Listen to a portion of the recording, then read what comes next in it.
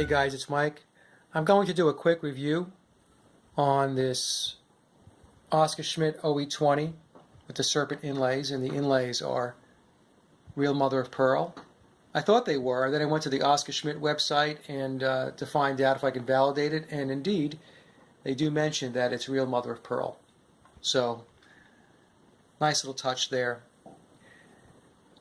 Now when I bought this guitar, the first one that came in, it showed up damaged. It had some blemishes to the finish, and that was a factory issue. So this one was shipped out right away by the music store that I bought the guitar from, and this one showed up in perfect condition. Now what I'm really impressed about with these Oscar Schmidts is the finish. They're very, very good. So I have the Purple Burst, the Cognac OE20, which is really a great looking guitar, and now this gold top, and each one of them I really have no complaints. I mean, the first one was a fluke. You know, that happens sometimes. You get a defect from the factory. As long as the music store you bought it from makes it right, you're in good shape. So, and they did the right thing. That was Butler Music out of Missouri. So the guitar is not stock the way you're looking at it right now. So let me explain that.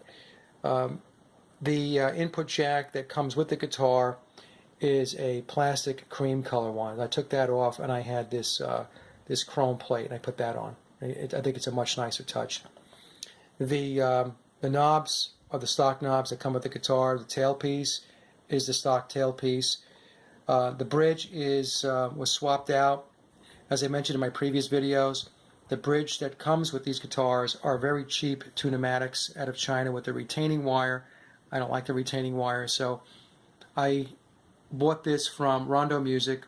These are the Agile tunamatics that ship with their Agile guitars, and you can pick them up for $9.99 plus shipping.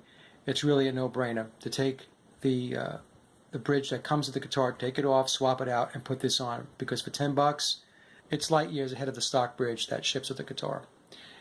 The guitar also ships with cream trim, so the pick guard, the pickup rings, and the toggle switch plate are all cream color.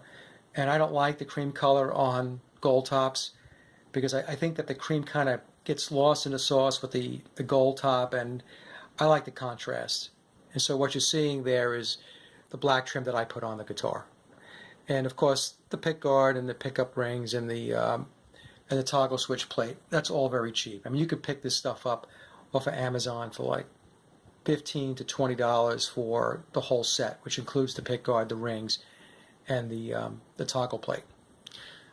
I also swapped out the pickups. The pickups that you see in here now, these are Donless Alnico 2s. I also swapped out the stock pickups in the Cognac OE20, and those have Alnico 2s, also by Donless, and the Purple Burst still have the stock pickups in it.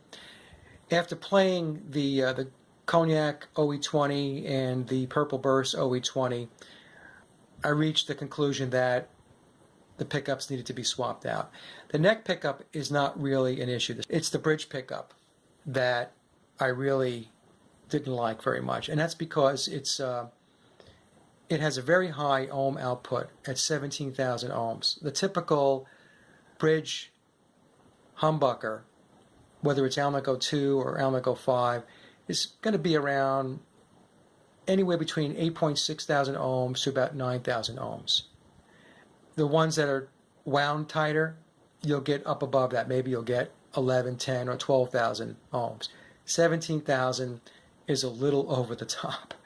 So what would happen is you would have the toggle switch in the rhythm position. Of course, that's the neck. And then if you're going to play a lead and throw it into the treble position, that kicks into bridge pickup, and then it's so much louder. And it sounded harsh. And that's probably the best description for the bridge pickup that comes with this. It's a harsh sounding treble. And I just didn't like it. It started to grate on me after a while. So the Donless pickups went in. And if you listen to my other videos where I've done pickup work, swapped out pickups, you'll know that I'm a big fan of the Donless pickups. You can get them off of AliExpress. The pair will cost you between $35 and $40, free shipping. And there was a technical review that was done, and I'll include it in the show notes for this video, where the Dauntless pickups were compared with Gibson pickups and I think it was DiMarzio, and the Dauntless ran neck and neck with both pickups. So you're going to spend about $40 and you're going to get, as far as I'm concerned, I know some folks are not going to agree with this, but the quality is the same. So you're getting really good pickups that compare head to head with Gibson and DiMarzio for $40 versus putting Gibson or DiMarzio pickups in your guitar, or even Seymour Duncan's, and a set of those types of pickups are going to cost you between $150, $200, maybe even $225, depending upon which type of humbucker you decide to put in from any one of those brands. So you're going to save yourself a lot of money, and I like the way the Dauntless pickups sound. I have no complaints whatsoever. They're well made. Now, the biggest issue with this guitar is I had to do a lot of fret work. Unlike the Purple Burst and the Cognac, where the frets were actually pretty good, this one reminded me of my days when I was doing work on Chibsons. And whenever you bought a Chibson, it was just a given that you had to do a lot of fret leveling and fret work, because that's just how the Chibsons were. Maybe they've gotten better now. I'm going back a couple of years now, but this reminded me of that.